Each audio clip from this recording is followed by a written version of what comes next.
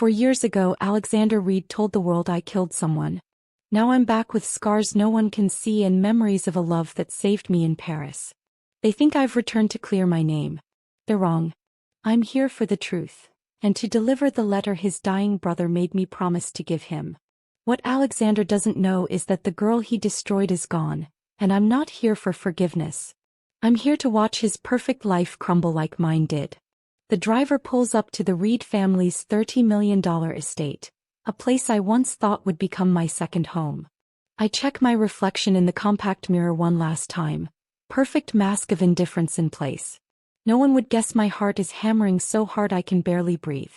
We've arrived, Miss Harper, the driver announces, his eyes darting to mine in the rearview mirror. Recognition flickers there. He knows exactly who I am. Everyone in this city does.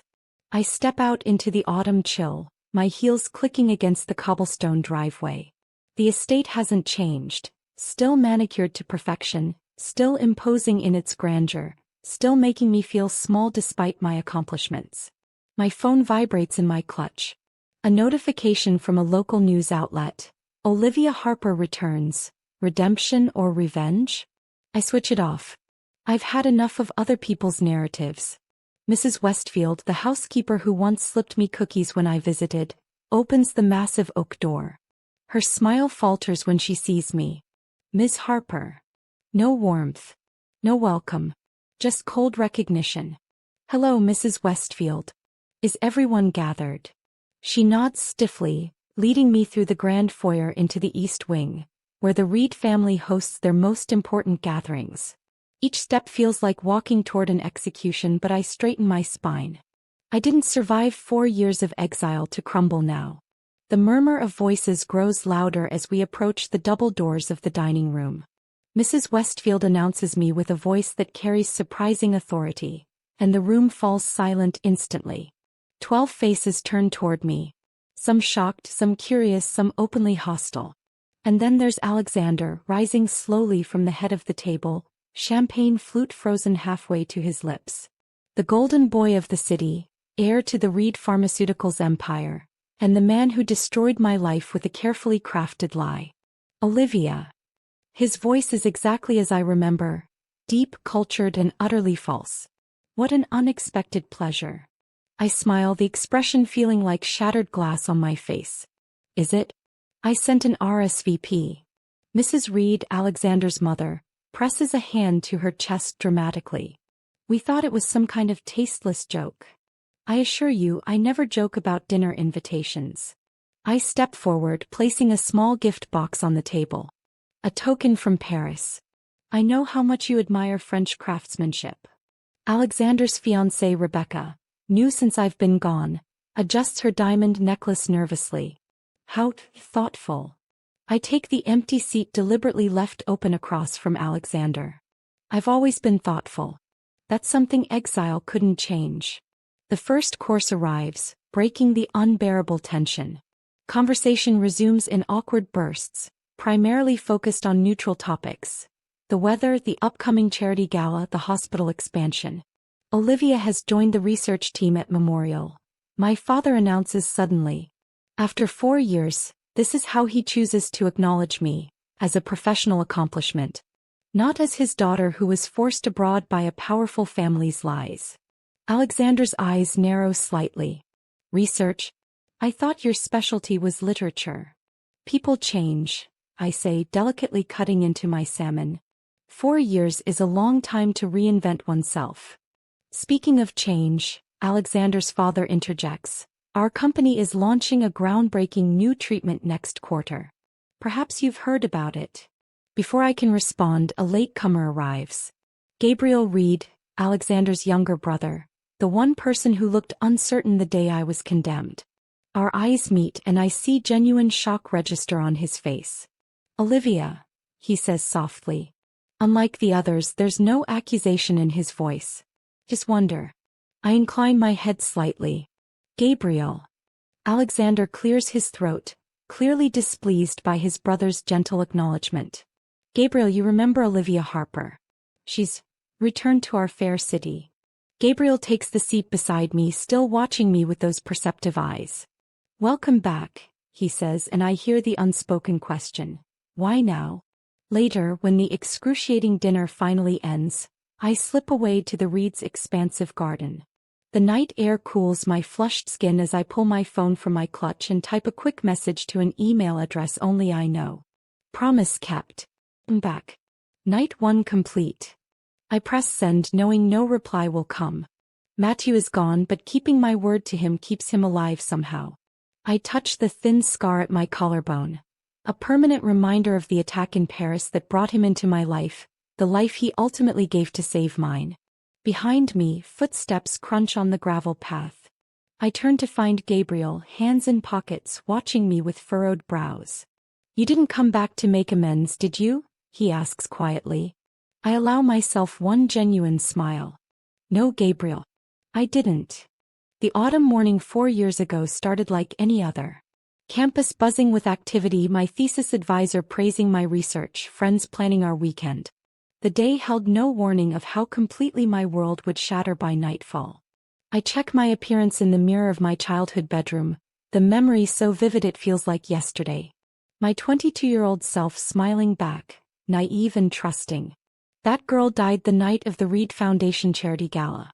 I remember adjusting my emerald gown, Alexander's favorite color, on me, and feeling unstoppable. Top of my class at Westlake University, daughter of the city's most respected judge, and quietly dating Alexander Reed, though we kept it private at his insistence. Family complications, he'd explained. The Reed Foundation Gala was held at the Pinnacle Hotel's rooftop garden, 52 floors up, with views that made you feel suspended between earth and stars.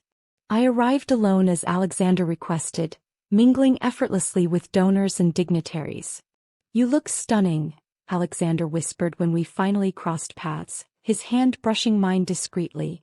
Meet me in the North Terrace in 20 minutes. I have something important to ask you. My heart raced with anticipation. We'd been together for nearly a year, always in secret, always careful. I thought perhaps tonight he'd finally acknowledge our relationship publicly. Instead, I found Vanessa Lockwood on that terrace, Alexander's public girlfriend, the one everyone knew about. The one he'd never mentioned to me. So you're the other woman, she said, swirling champagne in her crystal flute. Alexander confessed everything today. Don't worry, I forgave him. Men stray when they're not quite satisfied, don't they? The floor seemed to tilt beneath me. I don't understand. Of course you do, she laughed. You're the dirty little secret. The scholarship girl he slums with between society events. Did you think it was more? Every moment with Alexander, every whispered promise, every stolen weekend, crystallized into something ugly. He told you about us today? After I showed him the pregnancy test. She smiled triumphantly. We're announcing our engagement tonight. Alexander suggested I give you the courtesy of hearing it first. I stumbled backward. That's impossible. What's impossible is you thinking someone like Alexander Reed would choose someone like you, she hissed, stepping closer. Did you really? Her words cut off as something shifted in her expression. Confusion, then panic. She clutched her stomach, champagne flute slipping from her fingers. I don't feel. Something's wrong. I reached for her as she swayed, but she jerked away, losing balance. Everything slowed. Her body tipping backward toward the low glass barrier. The sickening sound as the glass cracked. Her scream as she fell. And Alexander appearing in the doorway, his face transforming from shock to rage as he looked from the broken barrier to me. What have you done? He roared, rushing to the edge. Below, chaos erupted as people discovered Vanessa's body on the hotel's lower terrace. She fell, she was sick, I tried to help. My words tumbled out incoherently. Alexander's face hardened into something I'd never seen before. You pushed her. I saw you. No. I would never. But he was already shouting for security, his voice carrying across the rooftop. She killed Vanessa. Someone stop her. Within hours, security footage appeared showing us arguing, my hand seemingly raised toward her, though the actual fall happened off camera. The narrative was established. Jealous scholarship student murders socialite in rage over shared boyfriend.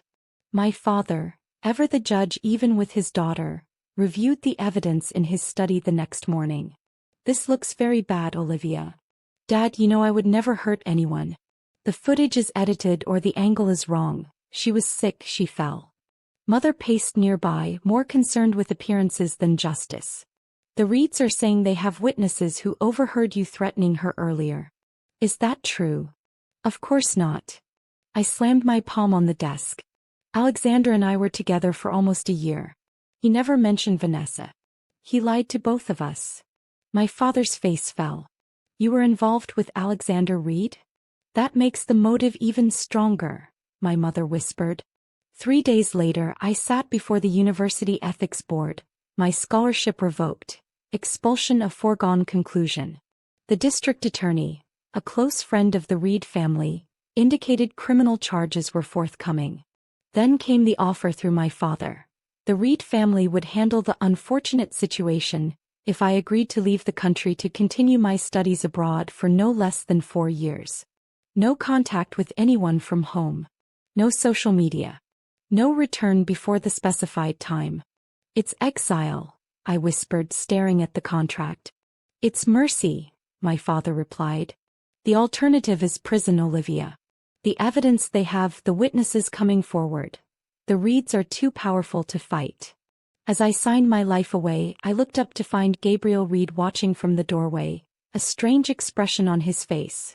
Not triumph like his parents, not hatred like Alexander, but something almost like doubt. I had one small suitcase and a one-way ticket to Paris. As the car prepared to take me to the airport, Alexander appeared. You should have known your place, he said coldly. Now you'll learn it far away from me. I had no response that day. My voice had been stolen along with my future. But I have one now, for years too late. Watch me reclaim everything you took, Alexander. And more. Paris was not the city of lights for me. It was the city of shadows. My first apartment was a 6th-floor walk-up in the 18th arrondissement, far from tourist postcards. The building smelled of cabbage and cigarettes, and the ceiling leaked when it rained. My French was academic, stiff, useless for negotiating with the irritable landlord or understanding the rapid-fire slang of my neighbors. The promised funds from my parents arrived sporadically, then stopped entirely.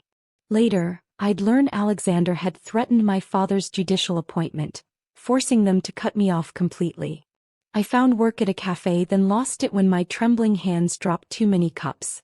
The nightmares had started by then. Vanessa's face as she fell, twisted in fear and accusation. I'd wake drenched in sweat, throat raw from screaming. 3 months in, I was down to my last 20 euros when I made a desperate decision. The pawnshop owner barely glanced at my grandmother's pearl earrings, the only valuable I'd brought from home, before offering a pittance. I took it. That night, walking home through a narrow alley to save time, I heard footsteps behind me. 3 men, alcohol on their breath, recognized me as American. Easy target. Look at those clothes, one said in French, circling me. Designer labels, even if they're dirty. Rich girl playing poor. I have nothing, I replied in my textbook French, backing away. The tallest one grabbed my wrist, twisting until I cried out. Everyone has something. I fought, harder than they expected, but it was 3 against 1. A blow to my stomach dropped me to my knees. As one pulled at my coat, I saw a flash of metal. A knife. Then suddenly, a voice cut through the chaos. Rapid, authoritative French I couldn't follow. The grip on my wrist loosened as my attackers turned toward the newcomer. He stood at the alley entrance, tall and lean, backlit by a street lamp.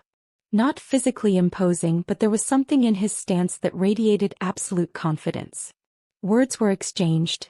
Threats, dismissals, and then incredibly my attackers backed away, disappearing into the Paris night. Are you hurt? The stranger asked in perfect English, kneeling beside me.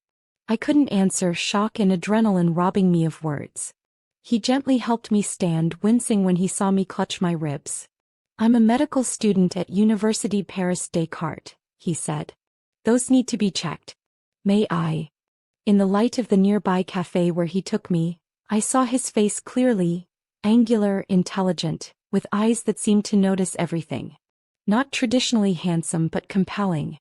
I'm Matthew Beaufort, he said, carefully examining my injuries. And you are far from home, I think. Olivia, I replied, omitting my last name. And yes, very far. That night, Matthew walked me home, waited while I packed a small bag and took me to his apartment, a tiny but clean studio near the university. He offered me his bed and took the lumpy sofa for himself. Why are you helping me? I asked, suspicious after months of coldness from everyone I'd encountered. He shrugged. Because someone once helped me when I needed it. Sleep now. Tomorrow we figure out better solutions. Tomorrow became the next day and the next. Matthew spoke to his landlord and arranged for me to rent the vacant studio next to his. Smaller but surprisingly affordable. He introduced me to the owner of a bookshop who needed English-speaking help. You're educated, he observed over dinner one evening, after I'd corrected his English translation of a medical journal article. What did you study before? I hesitated. Literature. But it seems useless now. Nothing learned is useless, he replied. Though perhaps you need something more practical for your current situation. 2 weeks later, he brought me an application for a special program at his university, designed for international students with prior academic excellence. The deadline was the next day. I can't afford university, I said, pushing it away. There's a scholarship, he insisted. And you'll be brilliant. I've seen how quickly you learn. When I still hesitated, he asked quietly, What happened to you, Olivia? Who made you believe you don't deserve chances? The application required my full name. I braced for the moment Matthew would discover who I really was, the alleged murderer, the exile. But when I handed it to him, he simply smiled and said, Harper. It suits you. 6 months after arriving in Paris, I started medical school. My French improved rapidly with immersion. Matthew and I studied together in cafes, quizzed each other during walks along the Seine, celebrated small victories with cheap wine and excellent bread. I learned Matthew was brilliant but humble. He came from a small town in Provence, raised by a single mother who had sacrificed everything for his education. His research focus was neurological disorders, fascination sparked by his mother's early-onset Parkinson's. It was a year before he kissed me. We were in his apartment celebrating my top marks in biochemistry. The Paris rain tapped against the windows, and Edith Piaf played softly on his ancient record player. We'd been dancing, awkwardly laughing, when his expression suddenly turned serious. I think I've been falling in love with you since the night we met, he said. I froze. You barely knew me then. I knew enough, he replied, tucking a strand of hair behind my ear. I knew you were fighting to survive. I knew you had secrets and scars. I knew you were stronger than you believed. When our lips met, something long dormant flickered to life inside me. Hope, perhaps. Or the possibility of it. Later that night, tracing the scar on my collarbone, a souvenir from my attackers, he made a promise. Whatever happened before, whoever hurt you, it's over now. Your past doesn't live here. I almost believed him. Almost. The elevator doors slide open to the neurology department of Memorial Hospital, and I step out into my new battlefield. White walls, antiseptic smell, hushed voices. So different from the charming chaos of the Parisian teaching hospital where I completed my residency. Dr. Harper? A petite woman with practical shoes and intelligent eyes approaches me. I'm Dr. Chen, department head. Welcome to Memorial. I shake her hand firmly. Thank you for this opportunity. I'm eager to begin. Your research proposal was impressive, she says as we walk down the corridor. Particularly your work on neurotoxin treatments. The board was unanimous in bringing you on despite. She hesitates. Despite my history? I finish for her. I appreciate your directness, Dr. Chen. I know my return has stirred up old gossip. She nods, relieved at my candor. We're scientists here first. Your work speaks for itself. Though I should mention, Reed Pharmaceuticals is one of our major funding partners. Of course it is. Alexander's influence stretches across this city like a web. I understand. I assure you my past won't interfere with my professional responsibilities. Dr. Chin shows me to my office. Modest but with a window, a luxury in hospital hierarchy. My name is already on the door. Olivia Harper, MD, PhD, Neurological Research. Seeing it steadies me. Department meeting at noon, Dr. Chin says. Your research assistant starts tomorrow. And Dr. Harper? It's good to have you here. Alone in my office, I unpack quickly. Medical journals, laptop, a small framed photo of the same that I angle away from the door. I don't need curious colleagues seeing Matthew's face beside mine on that bridge. My phone buzzes with a text from my father. Dinner tonight? Your mother is anxious to spend time with you. Translation. They want to ensure I'm not doing anything to embarrass them. I respond with a non-committal, perhaps later this week, and turn to my computer. The hospital database welcomes me with my new credentials. I navigate to the research section, typing a query I've rehearsed for months. Acanthus toxin derivatives, clinical applications. The search returns several studies, including 3 from Reed Pharmaceuticals. Perfect. The department meeting is a blur of introductions and protocols. I feel the sideways glances, hear the whispers when they think I'm not listening. Dr. Murray from cardiology asks loudly if I enjoyed Paris, his tone making it clear he's referencing my exile, not inquiring about tourism. Paris was transformative, I answer smoothly. The medical community there is remarkably innovative. I learned techniques I'm eager to implement here. I'm arranging patient files when a nurse rushes in. Dr. Harper, emergency consult in the ER. Possible neurotoxin exposure. In the emergency room, the controlled chaos parts to reveal the last person I expected. Rebecca Winters, Alexander's fiancée, sitting on an exam bed looking pale and disoriented. Numbness in extremities, confusion, mild visual disturbances, the ER doctor reports. Ms. Winters believes someone may have tampered with her drink at lunch. I pull on gloves, keeping my expression professionally neutral. Ms. Winters, I'm Dr. Harper. I need to examine you. Recognition flashes in her eyes, followed by alarm. No, not you. Get someone else. I'm the neurotoxicology specialist on call, I explain calmly. These symptoms need immediate assessment. Alex will never allow this, she hisses, but her speech is slightly slurred, concerning. Your fiancé would want you to receive the best care available, I counter, already checking her pupillary response. Right now that's me. By the time I've completed the examination and ordered appropriate tests, Rebecca's symptoms are improving. Mild anticholinergic reaction, I tell her. Unpleasant but temporary. The lab will confirm what substance was involved. She studies me through narrowed eyes. You're not what I expected. Few people are once you look beyond reputation. I make a final note in her chart. You'll be monitored for another hour, then released if stable. I'm updating her file at the nurse's station when a commotion erupts at the ER entrance. Alexander Reed strides in, flanked by 2 men in expensive suits, his face a mask of controlled fury. Where is my fiancé? He demands of the nearest nurse, who points toward Rebecca's bay. He stops short when he sees me. 4 years have added subtle lines to his face, a touch of silver at his temples. The overall effect is distinguished rather than aged, the universe's unfair gift to powerful men. You, he says, voice low but carrying in the suddenly quiet. What are you doing here? My job, I reply simply.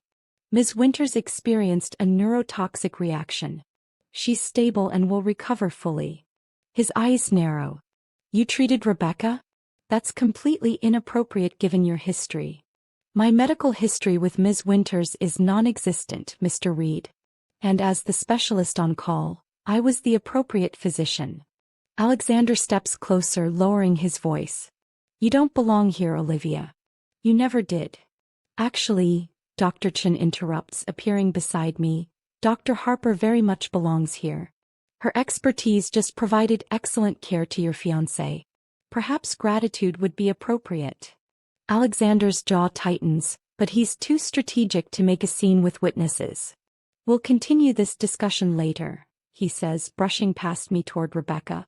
As I turn to leave, I nearly collide with Gabriel Reed, who stands watching the exchange with a troubled expression. Dr. Harper, he says, extending his hand. I don't believe we were properly reintroduced the other night. I've been following your research. Your work on neural regeneration is groundbreaking. I shake his hand cautiously. You follow neurological research? I'm a pharmaceutical researcher myself, he explains. Specifically in neuropharmacology. In fact. He hesitates. I believe we may have had a mutual acquaintance in Paris. Matthew Beaufort. The name in his mouth sends a physical shock through me. I mask it with a cough. You knew Matthew? We corresponded about research, Gabriel says carefully. And I believe he may have mentioned you once or twice. Before I can respond, Alexander calls sharply from Rebecca's bedside. Gabriel. Now. Gabriel glances over his shoulder, then quickly presses a business card into my palm. We should talk, he murmurs. Soon. I slip the card into my pocket as he walks away, my heart pounding. The connection I've been looking for has just revealed itself, and it's far more direct than I anticipated. 3 cups of coffee sit cold and forgotten on my kitchen counter as I spread Matthew's research across the table. Midnight has come and gone, but sleep isn't an option. Not after what Gabriel Reed revealed today. I trace my fingers over Matthew's handwriting, precise, slightly slanted to the left. Notes in both French and English fill the margins of medical journals. Post-its with questions mark specific pages. This is all I have left of his brilliant mind. My phone chimes with a text from Gabriel. Coffee tomorrow? 10 a.m. at Meridian Cafe. I respond with a simple yes before returning to the papers. The memory of the accident hits me like it always does, without warning, stealing my breath. It was an ordinary Tuesday. Matthew and I had been together for 2 years by then. We just left the hospital after my shift, planning to grab dinner at our favorite bistro. Crossing Rue Saint-Antoine, we were laughing about something trivial. I didn't notice the delivery truck that ran the light. Matthew did. His hands against my back, pushing me forward. The terrible sound of impact. His body flying through the air, landing with a sickening finality on the pavement. I was a medical student with enough knowledge to know it was bad. Very bad. Traumatic brain injury, multiple fractures, internal bleeding. Stay with me, I pleaded in the ambulance, clutching his hand. Matthew, please. His eyes flickered open briefly. Little darling, he whispered, using his pet name for me. Don't be afraid. I'll always be with you. Those were the last coherent words he spoke. For 11 days I lived in the hospital. I contacted his mother in Provence. I spoke to his doctors, reviewed his scans, researched experimental treatments. I prayed to gods I didn't believe in. On the 12th day, during the few minutes I'd left to shower, Matthew briefly regained consciousness. By the time I returned, he was unconscious again, but he'd managed to scrawl a note that a nurse handed me. Box under bed. Letter. Promise. Under his bed at home I found a locked box. Inside was an unmarked envelope, sealed with "For Gabriel Reed" in person written across the front. He has a brother, Matthew's research partner explained when I asked about the name. They were roommates at a medical conference in Switzerland last year. Matthew mentioned they'd been corresponding about some research ethics issue. I sat by Matthew's bedside holding the mysterious letter. Who is Gabriel Reed to you? I asked his unconscious form. And why did you never mention him? On the 14th day the doctors confirmed what I already knew. Brain stem function was deteriorating. There would be no recovery. Je t'aime, I whispered against his hand as the machines were turned off. I promised to deliver your letter. The memory fades, leaving me back in my apartment surrounded by his papers. Now I understand why Matthew never told me about his connection to the Reed family. He was protecting me. I reach for the file labeled Experimental Compounds, NV/AR Project. The folder I've been avoiding because it reminds me of the research Matthew never completed. Inside are chemical diagrams, trial data, and heavily annotated research papers.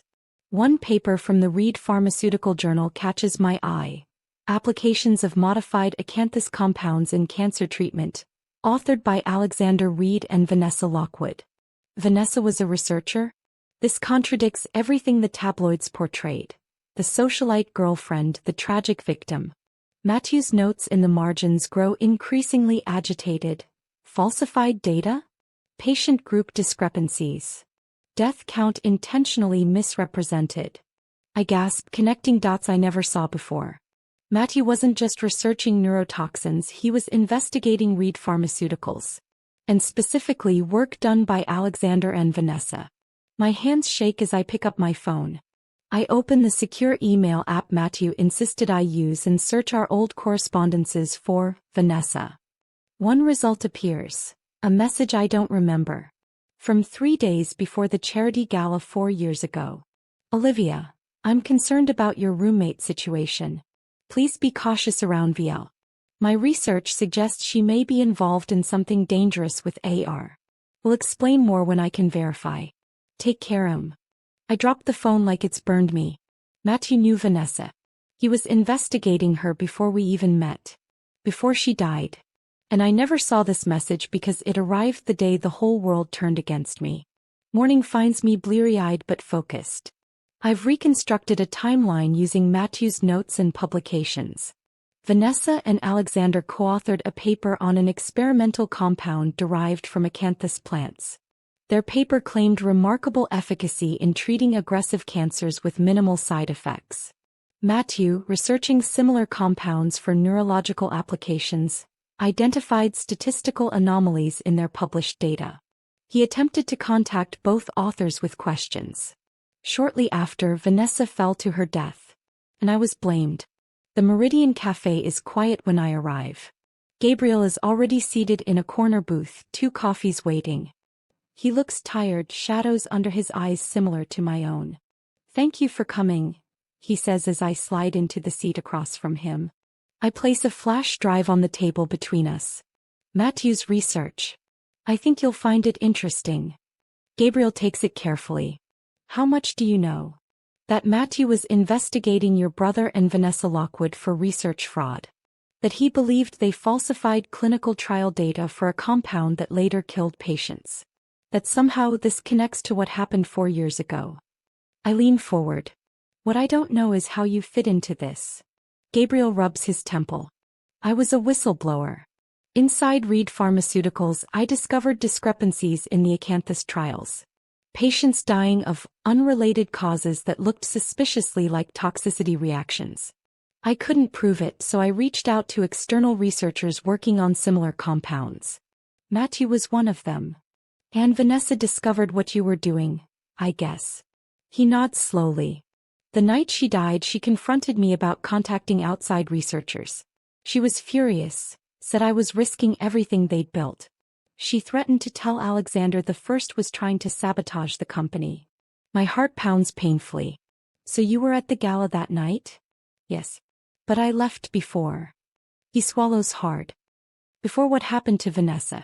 I never believed you pushed her, Olivia. The timing was too convenient. Then why didn't you say anything? I demand, anger flaring. I lost everything. Gabriel's face shows genuine remorse. I was a coward. By the time I pieced everything together, you were already gone. And Alexander is. He trails off. Dangerous, I finish for him. He nods grimly. More than you know. Dr. Harper, so glad you could join us. Alexander Reed's voice carries across the ballroom of the Pinnacle Hotel, the same venue where Vanessa fell to her death 4 years ago. The irony isn't lost on me. I force a polite smile as I approach him and Rebecca at the Memorial Hospital fundraiser. My burgundy gown feels like armor. I chose it purposefully, professional yet striking. No emerald green. Never again. I wouldn't miss it, I reply, accepting a champagne flute from a passing waiter. The pediatric neurology wing is a worthy cause. Rebecca's eyes narrow suspiciously. Since I treated her in the ear last week, she's been watching me like a hawk. Alexander tells me your research focuses on neurotoxins. Such a specific interest. I find the field fascinating, I say, meeting her gaze evenly. How the body responds to various compounds, the mechanisms of action, the potential applications, both harmful and beneficial. Alexander's jaw tightens almost imperceptibly. Reed Pharmaceuticals has several neurology patents pending. Perhaps we should discuss potential collaborations, Dr. Harper. I'd welcome that, I lie smoothly. Your company's resources could accelerate certain aspects of my work. His eyes flash with something between triumph and suspicion. Excellent. My office Tuesday at 3. I nod and he guides Rebecca away to greet hospital board members. The trap is set on both sides. As I turn away, I nearly collide with Dr. Chin. Careful with that one, she murmurs, nodding toward Alexander's retreating back. Reed doesn't collaborate, he absorbs or destroys. I'm aware of his methods, I reply, taking a sip of champagne. Are you? Her question is pointed. You know, I worked with Matthew Beaufort at a conference in Geneva 3 years ago. Brilliant mind. Such a tragedy. My hand freezes mid-air. You knew Matthew? Not well, she admits. But enough to recognize his research methodology when I review a proposal. Your work bears his influence. I study her carefully. He was my mentor.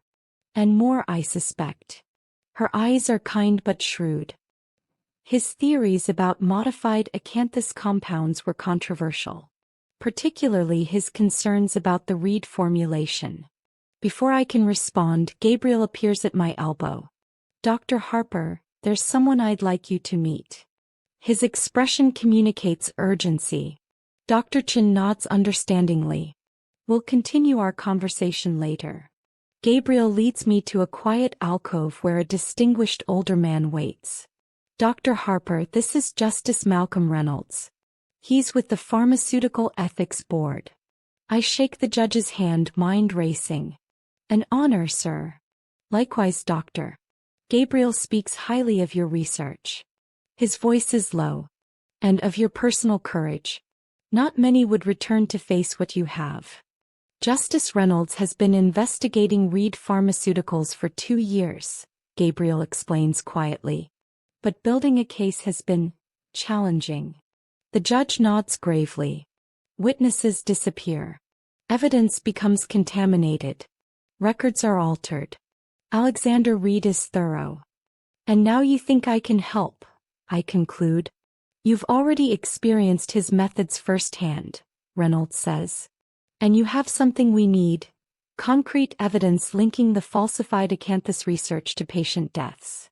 Matthew's research, I murmur. Precisely, Gabriel confirms.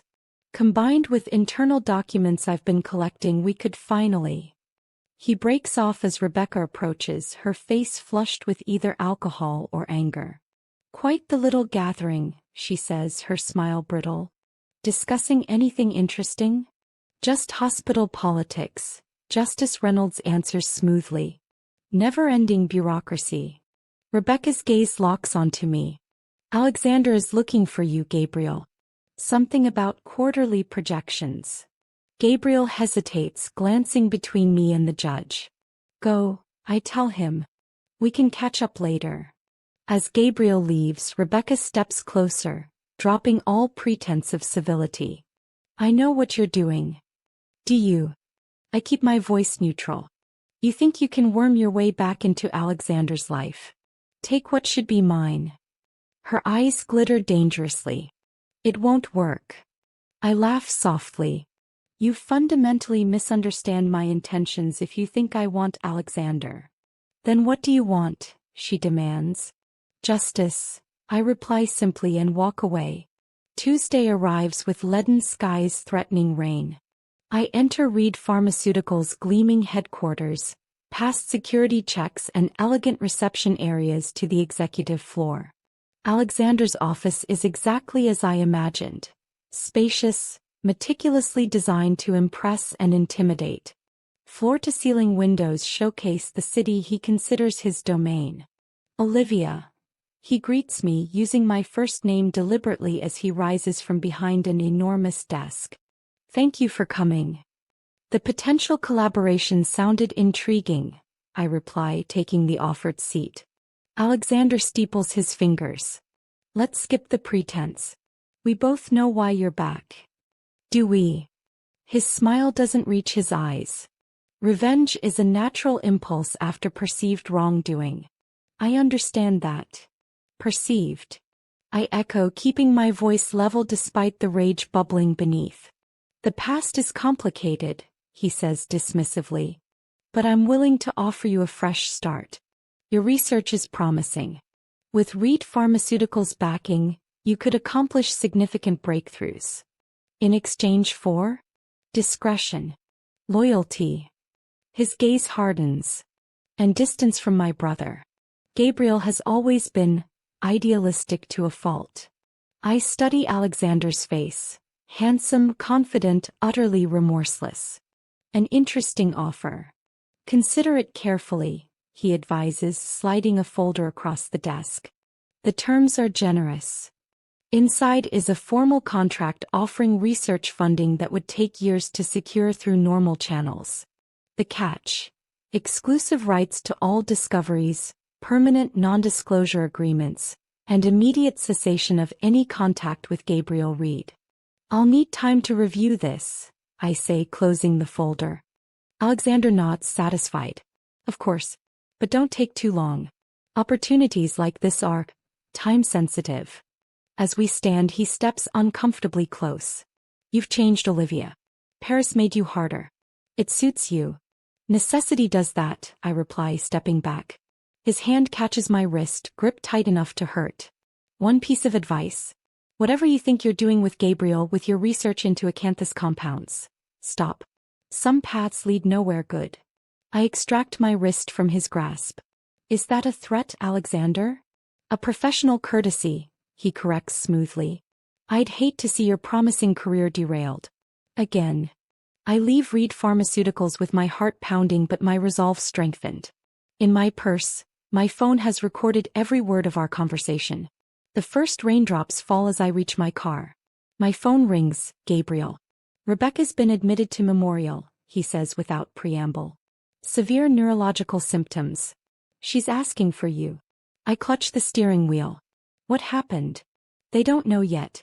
She collapsed during lunch. Olivia. His voice drops.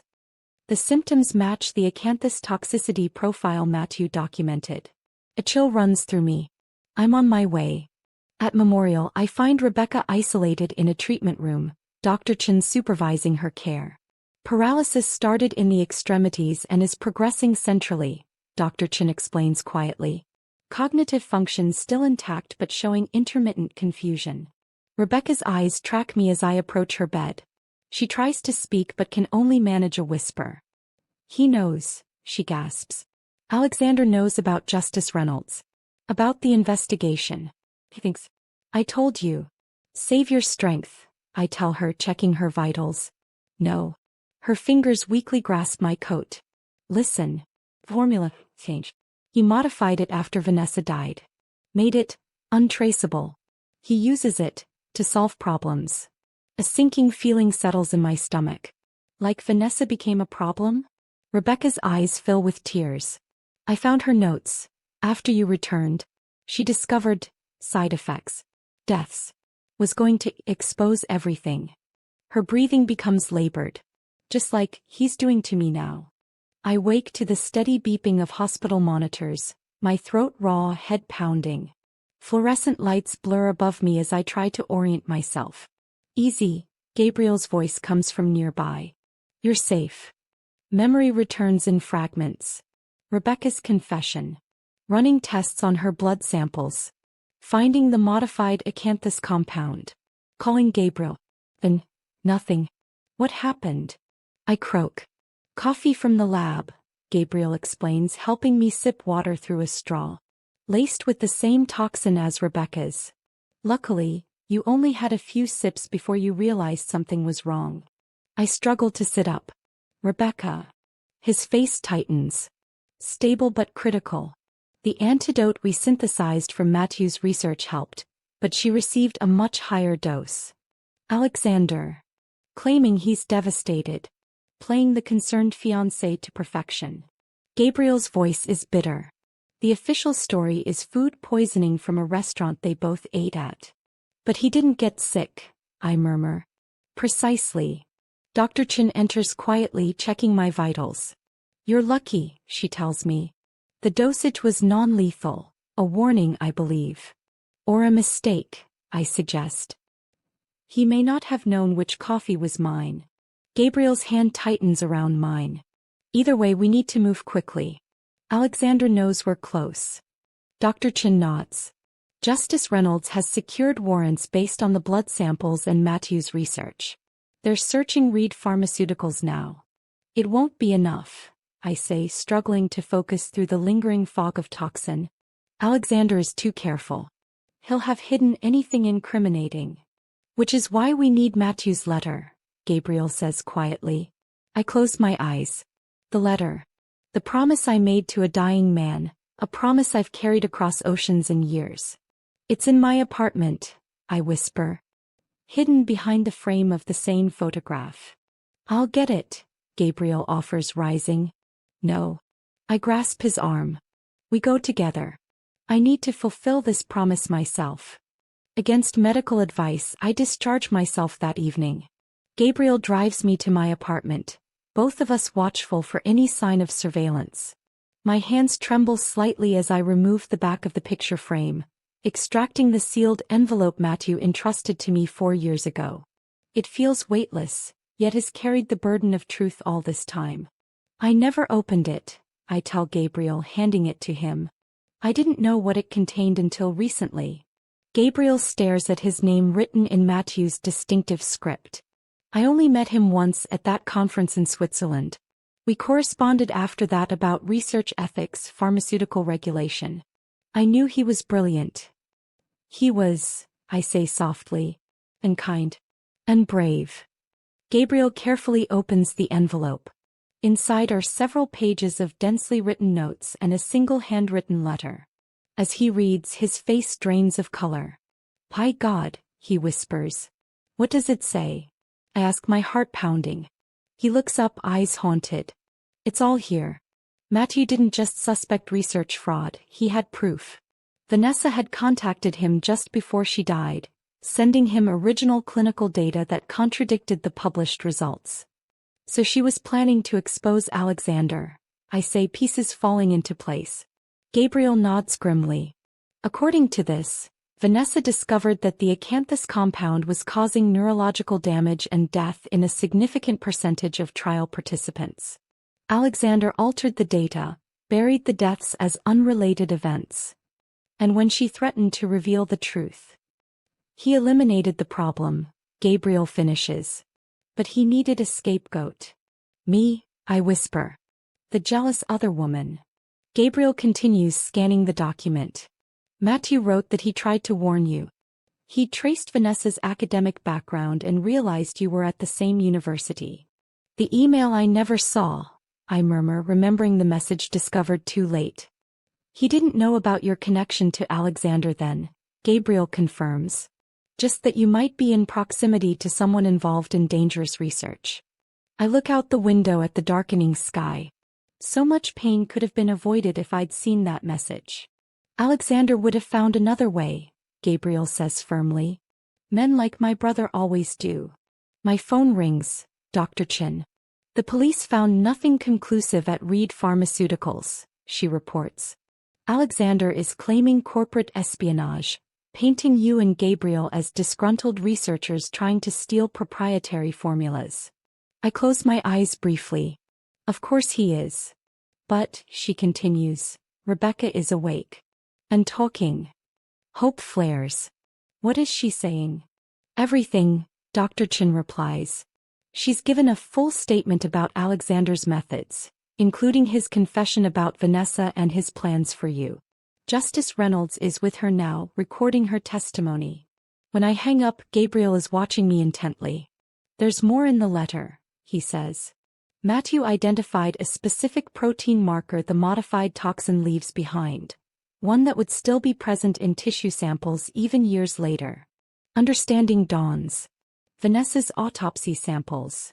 Stored in the medical examiner's archives, Gabriel confirms. If they show the marker, it proves she was poisoned before she fell, I finish. That her disorientation wasn't from alcohol or drugs as Alexander claimed. It proves murder, Gabriel states flatly. We stay up all night, organizing Matthew's research, preparing documentation for Justice Reynolds. By morning we have a comprehensive case file linking Alexander to research fraud, the poisoning of Vanessa Lockwood, my false accusation, and the recent attacks on Rebecca and myself. The district attorney arrives at 7 a.m., reviewing everything with increasing gravity. This is enough for multiple indictments, she confirms. We'll need your testimony, both of you. And we'll expedite the testing of the autopsy samples. Alexander won't go down without a fight, I warn. He already is, the DA replies, checking her phone. Reed Pharmaceuticals stock is plummeting. Several board members have called emergency meetings. And Rebecca's statement has been leaked to the press. As sunrise bathes my apartment in golden light, I think of Matthew. How he saved me that night in Paris. How he believed in me when I'd stopped believing in myself. How even in death he provided the key to unlocking the truth. He would be proud of you, Gabriel says quietly, as if reading my thoughts. I nod, tears blurring my vision. Justice delayed but not denied. Outside, camera crews are gathering, the story breaking across all networks. Reed Pharmaceutical heir accused of murder and fraud. The narrative is shifting finally. 4 years of exile. 4 years of rebuilding myself from the ashes of a life destroyed by lies. Worth every moment. The coastal wind catches my hair as I step onto the porch of my new home, a modest cottage perched on cliffs overlooking the Atlantic. 6 months have passed since Alexander's arrest, and still I sometimes wake expecting to find it all a dream. I set my morning coffee on the railing and breathe in the salt air. The trial ended 3 weeks ago, concluding a media spectacle that dominated headlines for months. Alexander Reed sentenced to 30 years for the murder of Vanessa Lockwood, research fraud resulting in multiple deaths, and attempted murder of Rebecca and myself. My phone chimes with a text from Gabriel. Press release gone out. Funding secured. Call when you're ready. I smile, looking past the cottage to the renovated boathouse that now serves as my research laboratory. The Matthew Beaufort Neurological Research Foundation became official today, dedicated to continuing his work on ethical pharmaceutical development and treatments for neurodegenerative disorders. The doorbell rings, unexpected as the cottage is deliberately isolated. Through the window I see my parents standing awkwardly on the doorstep, both looking older than I remember. I open the door but don't invite them in. Not yet. Olivia, my father begins, his judicial authority nowhere in evidence. We hoped we might talk. I've been in the country for 8 months, I respond evenly. This is the first time you've sought me out. My mother flinches. We didn't know what to say. After everything that happened, after our part in it. You believed him over me, I say simply. You chose your reputation over your daughter's life. We were wrong, my father admits, his voice breaking. Catastrophically, unforgivably wrong. We're not here to ask forgiveness, Olivia. We know we don't deserve it. Then why are you here? My mother holds out a small wooden box. We found this in the attic of our home. It belongs to you. Inside is my grandmother's journal, filled with pressed flowers, photographs, and handwritten recipes. The legacy she intended for me before she died during my first year abroad. Thank you, I say, accepting it but maintaining my distance. We've also established a scholarship, my father continues hesitantly, for students facing unjust accusations or legal barriers to education. It's in your name, though we can change that if you prefer. The gesture is meaningful but cannot erase 4 years of abandonment. Keep it in my name, I decide. But I'll want oversight of the selection committee. They nod eagerly, relieved at even this small connection. I'm not ready for more, I tell them honestly. Maybe someday, but not yet. As they leave, I feel neither triumph nor bitterness, just a quiet acknowledgement that healing follows its own timeline, not others' expectations. Later, I drive to the small memorial garden I've established on the cliff's edge. A simple stone bench faces the sea, engraved with Matthew's favorite quote, Guerrier parfois, solager sauvant, consoler toujours. Heal sometimes, relieve often, comfort always. I sit, closing my eyes to feel the sun on my face as I have so many times since moving here. In my mind I speak to him as I always do. The foundation is official, I tell him. Your research will continue helping those with conditions like your mother's. Gabriel has been instrumental. He's more like you than like his brother. The wind seems to carry my words out to sea, and I imagine them reaching whatever part of the universe holds Matthew's spirit. I visited Vanessa's grave last week, I continue. Left flowers. Strange to mourn someone I barely knew, someone I was accused of killing. But she deserved justice too. In the months following Alexander's arrest, I'd learned more about Vanessa. Her brilliant research mind, her ethical concerns about Alexander's methods, her plans to expose the deadly fraud.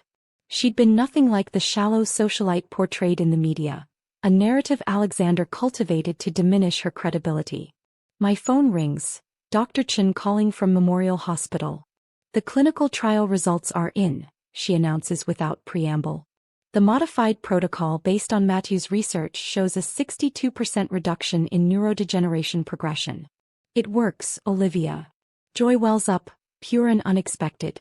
He'd be so pleased, I manage. The ethics board is fast-tracking approval, she continues. This could help thousands of patients within a year. After we hang up, I remain on the bench, overwhelmed by the symmetry of it all. Matthew's work, continued through me, will save lives, including patients suffering from the same condition that took his mother. A car approaches on the winding drive, Gabriel arriving for our scheduled research meeting. Since the trial, our professional collaboration has deepened into friendship, both of us carrying pieces of Matthew's legacy. Good news? He asks, noting my expression as he joins me on the bench. The best, I confirm, showing him Dr. Chen's data on my tablet. Matthew's treatment approach works. Gabriel studies the results, his scientific mind calculating implications. This changes everything for these patients. A genuine breakthrough. We sit in companionable silence, watching waves crash against the cliffs below. Rebecca called yesterday, Gabriel mentions eventually. She's doing well in the witness protection program. New identity, new start. I nod, glad for her second chance. After her testimony helped convict Alexander, threats from Reed Pharmaceuticals investors had necessitated her complete disappearance. Sometimes I still can't believe it's over, I admit. 4 years of exile, carrying that shame and anger, and now you're free, Gabriel finishes. Though I sense you haven't fully decided what to do with that freedom. I smile at his perceptiveness. The foundation work keeps me busy. The research is fulfilling. But yes, I'm still figuring out what comes next. Who I am beyond the scandal, beyond the vindication. Beyond what Alexander made you become, Gabriel adds quietly. His words strike a chord. For 4 years I shaped myself in response to Alexander's lies. Hardening, focusing, transforming into someone who could return and reclaim justice. Now that purpose is fulfilled, leaving space for new definition. I found some of Matthew's sketches yesterday, I tell Gabriel, changing the subject. From when we talked about buying a place by the sea someday. It's uncanny how similar this cottage is to what he drew. Gabriel smiles. Perhaps not coincidence. The universe has patterns we don't always recognize. We walk back to the cottage together, discussing research protocols and foundation grants. Work that matters. Work that heals. That evening, after Gabriel leaves, I unpack the last box from my old apartment. Books Matthew and I collected in Paris. Inside, I find a sketch I'd forgotten, dated 3 months before his accident.